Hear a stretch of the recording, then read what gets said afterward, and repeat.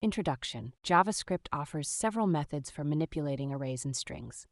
One such method is the slice method. The slice method provides a way to extract sections of an array or a substring from a string without modifying the original. Understanding the slice method. The slice method can be used on arrays and strings. It returns a shallow copy of a portion of the array or string. It accepts two parameters, the beginning index and an optional ending index. The extracted portion includes elements from the beginning index up to, but not including, the ending index. Using the slice method with arrays, the slice method can be used to extract a portion of an array.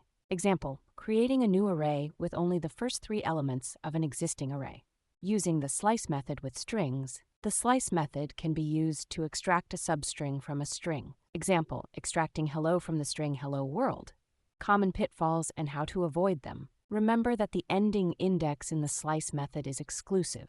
Don't confuse the slice method with the splice method, which modifies the original array. The slice method doesn't change the original array or string. Tips and tricks? Use negative indices to slice from the end of the array or string. To create a copy of the entire array, use the slice method without any arguments. To check if the slice method has been executed correctly, compare the lengths of the original and the sliced array or string. Conclusion. The slice method is a versatile and powerful tool in JavaScript for manipulating arrays and strings.